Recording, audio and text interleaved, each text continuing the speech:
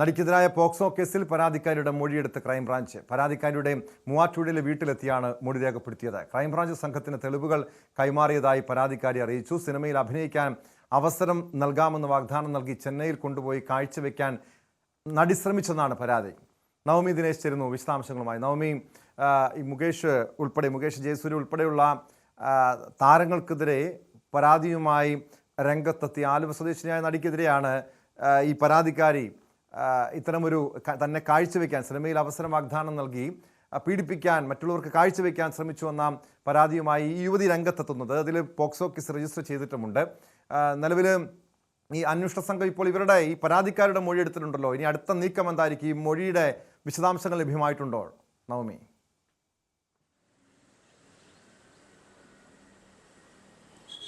ഇന്നലെ വൈകുന്നേരമാണ് ക്രൈംബ്രാഞ്ച് ഈ ഒരു പരാതിയിൽ യുവതിയുടെ മൊഴിയെടുത്തത്. ഇതിനു മുൻപ് തന്നെ ആദ്യം SIT പ്രത്യേക അന്വേഷണ സംഘം ഈ ഒരു പരാതിയിൽ മൊഴിയെടുത്തിരുന്നു.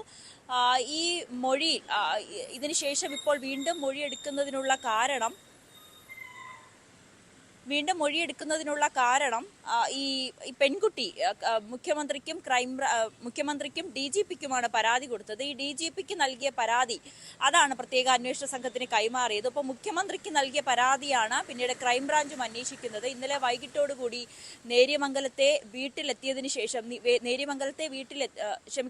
മൂവാറ്റുപുഴയിലെ വീട്ടിലെത്തിയ ശേഷമാണ് ക്രൈംബ്രാഞ്ച് മൊഴിയെടുത്തത്. ഇന്നലെ വൈകിട്ടോടുകൂടി ക്രൈംബ്രാഞ്ച് ഉദ്യോഗസ്ഥർ തന്റെ വീട്ടിലെത്തിയെന്നാണ് പെൺകുട്ടി മാധ്യമങ്ങളോട് പറഞ്ഞത്. ഇതിലേറ്റവും പ്രധാനപ്പെട്ട കാര്യം, കൃത്യമായിട്ടുള്ള തെളിവുകൾ തന്റെ പക്കലുണ്ട്. അതായത് ഈ നടിക്കെതിരെ, ആലുവ സ്വദേശിയായ നടിക്കെതിരെ കൃത്യമായിട്ടുള്ള തെളിവുകൾ തന്റെ പക്കലുണ്ടെന്ന് ഈ പരാതിക്കാരി വ്യക്തമാക്കുകയും ചെയ്തിട്ടുണ്ട്.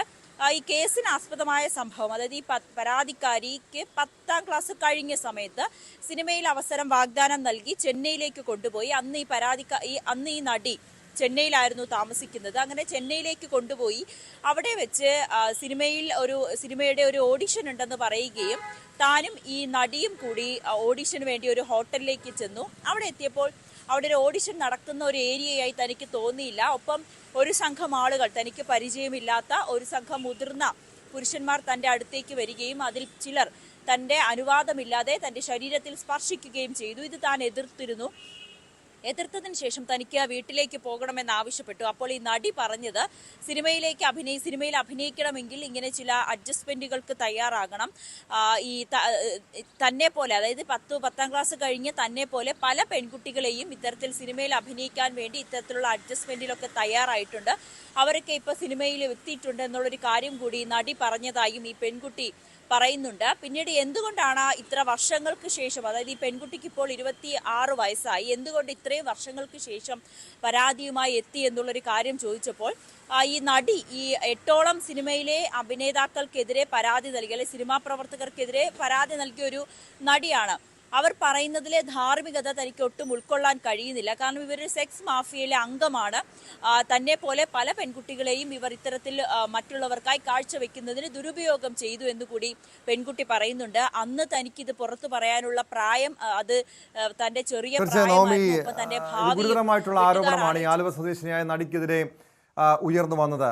മാത്രമല്ല, ഇതൊരു വർഷങ്ങൾക്ക് മുൻപ് നടന്ന സംഭവമാണ്. അതേക്കുറിച്ച് ഈ നടി തന്നെ, ഈ ആരോപണ വിധേയായ നടി തന്നെ ചൂണ്ടിക്കാട്ടിയ കാര്യമുണ്ട്. ഇത്തരമൊരു പോക്സോ കേസുമായി ബന്ധപ്പെട്ട്, അല്ലെങ്കിൽ ഒരു പരാതിയുമായി ഈ പെൺകുട്ടി രംഗത്തെത്താനുള്ള കാരണം, അതിന് പിന്നിൽ ഗൂഢാലോചനയുണ്ട് എന്നായിരുന്നല്ലോ ആലുവ സ്വദേശിനിയായ നടി വിശദീകരിച്ചത്. ഈ വർഷങ്ങൾക്ക് മുൻപ്, ഏകദേശം 10 വർഷത്തിലധികം മുൻപ് നടന്ന ഈ സംഭവത്തിൽ, അത് ചെന്നൈയിൽ വെച്ച് നടന്ന കേസാണ്.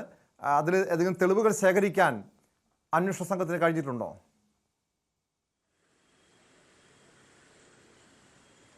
അന്വേഷണ സംഘം ഈ പെൺകുട്ടിയുടെ പരാതിയുടെ അടിസ്ഥാനത്തിൽ ചെന്നൈയിൽ എത്തിയിരുന്നു. അത് ആ ഹോട്ടലിൽ, അതായത് ഈ പെൺകുട്ടിയെ കൊണ്ടുപോയി എന്ന് പറയപ്പെടുന്ന ഹോട്ടലിൽ എത്തി വിവരങ്ങൾ ശേഖരിച്ചു എന്നാണ് നമുക്ക് അറിയാൻ സാധിക്കുന്നത്. പക്ഷേ ഏതൊക്കെ വിവരങ്ങൾ അല്ലെങ്കിൽ എന്തൊക്കെ തെളിവുകൾ കയ്യിലുണ്ടെന്ന് അന്വേഷണ സംഘം ഇപ്പോഴും വെളിപ്പെടുത്താൻ തയ്യാറായിട്ടില്ല.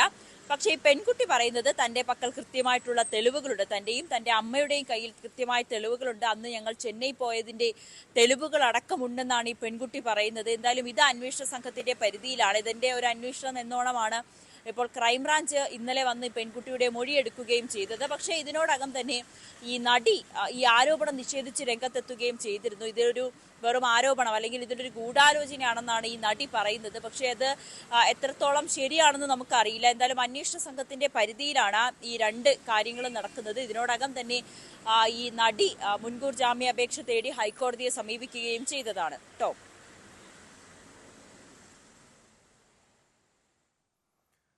നവമി, അതിനിടെയാണ് ഇപ്പോൾ ഈ നടൻ ജാഫർ ഇടുക്കിക്കെതിരെയും ഈ ആലുവ സ്വദേശിനിയായ നടി ഇപ്പോൾ പുതിയൊരു പരാതിയുമായി പോലീസിനെ സമീപിച്ചിരിക്കുന്നത്. നേരത്തെ കലാഭവൻ മണിക്കെതിരെ പോലെ ചില സമൂഹ മാധ്യമങ്ങളിലൂടെ, ചില യൂട്യൂബ് ചാനലിലൂടെ ഇവർ ആരോപണം ഉന്നയിച്ചതാണ്. ബാലചന്ദ്രനെതിരെ ആരോപണം ഉന്നയിക്കുന്നു, പോലീസിൽ പരാതി നൽകുന്നു. ഇപ്പോൾ ഈ ജാഫർ ഇടുക്കി പീഡിപ്പിച്ചു എന്ന് പറയുന്നു. അത് എവിടെ വെച്ച് നടന്ന സംഭവമാണ്? എന്താണ് അവരുടെ പരാതിയിൽ, ഈ നടിയുടെ പരാതിയിൽ പറയുന്നത്? നവമി,